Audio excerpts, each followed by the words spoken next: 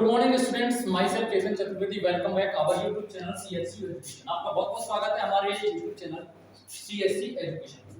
तो आज हम डिस्कस करने वाले हैं class 12 inorganic chemistry chapter first solid state, Hindi में बोलते हैं इसको ठोस अवस्था। बोर्ड ने मार्किंग की है वो है आपका 3 मार्क्स का क्वेश्चन इसमें से पूछा जाता है हमेशा, ए या बी सेक्शन, ए या बी या सी। ये कोई फिक्स नहीं है, ए में आएगा, बी में आएगा, सी में आएगा, ये कोई फिक्स नहीं है। हालांकि बोर्ड ने फिक्स किया हुआ है बट मैं इसको नहीं कह सकता, कहीं भी आ सकता है। तो बात करते हैं हम ठोस अवस्था के बारे में। इंग्लिश भाषा में बोलते हैं इसे सॉलिड स्टेट। पर ठोस अवस्था को पढ़ने से पहले हमें कुछ जो क्लास छोड़ के आए हैं हमको फ्लैशबैक में आना पड़ेगा। जैसे कि हम 10th है, आपका जो भी छोटी क्लास है उनमें कुछ देखना पड़ेगा। तो सबसे पहले हम जानते हैं पदार्थ। अब पदार्थ की जो अवस्थाएं पढ़ के आए हैं वो हम पढ़ के आए हैं 3 अवस्था, यानी 3 फेज पढ़ के आए हैं हम। आपकी पहली है आपकी ठोस अवस्था, दूसरी है आपकी द्रव अवस्था और थर्ड है आपकी गैस या गैस अवस्था। उसकी अवस्था में से आपकी एक अवस्था है ठोस अवस्था, जिसको 12th में डीपली डिस्क्राइब किया है, ठोस अवस्था। ठीक है, अब ठोस को पढ़ने से पहले हमको 2 प्रॉपर्टीज का स्टडी करना होता है। वो है आपका आईएमएफ और थर्मल एनर्जी। इसको बोलते हैं अंतरा अणुक बल, अंतरा अणुक बल। ठीक है, और ये होती है आपकी ऊष्मीय ऊर्जा। आरबीएससी 2016 में क्वेश्चन पूछा था कि ठोस अवस्था के इस टाइप को समझाइए। अधिकतर स्टूडेंट ने बहुत गलत किया। उसका रीजन ये है कि उनको पता नहीं था कि ठोस अवस्था प्राप्त कैसे होती है या ठोस अवस्था वास्तविक में होती क्या है।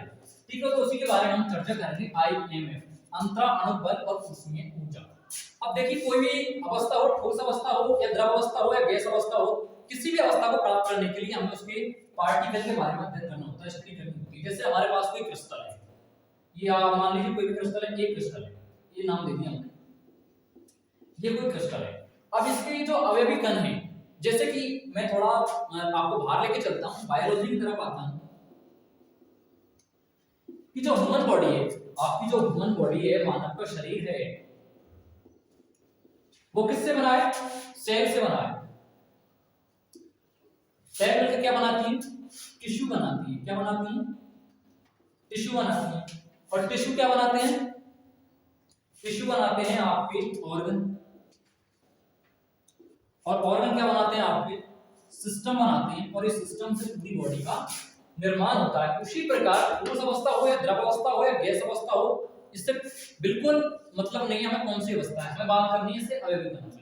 तो इसमें अवयवी कण पाए जाएंगे, और पाए जाएंगे तो हमें अवस्था प्राप्त होगी। मैं ये नहीं कह रहा कौन सी अवस्था प्राप्त होगी, ठोस होगी या द्रव होगी या गैस होगी। ठीक है, तो आईएमएफ और थर्मल एनर्जी, अंतरा अणुक बल। अब ठोस अवस्था में क्या होता है? नाम से मालूम है ठोस, ठोस का मीनिंग होता है स्ट्रांग। क्या होता है? या हिंदी में कठोर। कैसा होता है? ये कैसे होते हैं? कठोर होते हैं। अब बेसिक इसकी जो डेफिनेशन है वो की ठोस वे पदार्थ होते हैं जिनके अवयवी कणों के मध्य दूरी न्यूनतम और अंतरा अणुक बल का मान मैक्सिमम होता है, ठोस कहलाते हैं। बिल्कुल राइट डेफिनेशन बुक के अकॉर्डिंग। इसी बात को मैं कह रहा हूं कि ये कोई ठोस है। अब इसके जो अवयवी कण हैं, इनके मध्य डिस्टेंस वैल्यू क्या है? 0 है। तो अब ये दूर दूर है तो ठोस अवस्था प्राप्त नहीं होगी। लेकिन जैसे ही हम इनको पास पास लाएंगे, ये है, तो ये हमें एक सॉलिड प्राप्त हो गया। सीधी बात, यहां तक आशा करता हूं समझ में आया होगा आपके। ठोस अवस्था, अंतराणु बल का मीनिंग समझ में आया होगा। अंतराणु बल का मीनिंग ऐसा बल जो अवयवी कणों के मध्य क्या करता हो? आकर्षण का कार्य करता हो, या अणुओं को पास पास लाने का कार्य करता हो, आकर्षण बल कहलाता है। और थर्मल एनर्जी, ऊष्मीय ऊर्जा। ऊर्जा का मीनिंग क्या होता है? हीट। अरे ऊर्जा का सीधा मतलब किसी चीज को गर्म करना, ऊर्जा देना क्या कहलाता है? ऊर्जा होता है। तो जब हम किसी सॉलिड, जैसे कि ये सॉलिड है हमारे पास, इसको हमने दी ऊर्जा, तो इसके अणु के मध्य क्या होगा? कंपन होगा, और ये अणु दूर दूर भागने लगेंगे, अर्थात इनके मध्य डिस्टेंस क्या होगी? बढ़ जाएगी। क्या होगी? बढ़ जाएगी। ठीक है, और जो आकर्षण बल का मान है यानी आईएम है, इंट्रामोलिकुलर फोर्सेस, वो क्या होगा? 0 होगा या घटता जाएगा? यदि मैं थर्मल एनर्जी का मान बढ़ाता हूं तो सीधी सी बात है ये इनडायरेक्ट प्रोपोर्शनल है, तो ये घटेगा, तो हमें ठोस अवस्था प्राप्त नहीं होगी। अर्थात सीधी भाषा में कहूं मैं तो ठोस अवस्था प्राप्त करने के लिए हमें अंतराणविक बल का मान कैसा रखना होगा? मैक्सिमम रखना होगा, और थर्मल एनर्जी का मान हमें मिनिमम रखना होगा। यहां तक बात क्लियर हुई? ठीक है, आगे चलते हैं हम।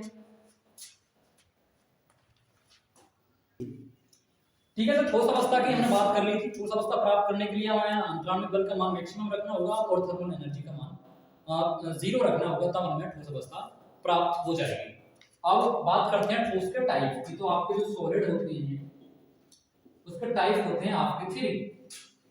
एक तो होते हैं आपके क्रिस्टलीय, एक होते हैं आपके नॉन क्रिस्टलीय, और एक होते हैं आपके पॉलीक्रिस्टलीय।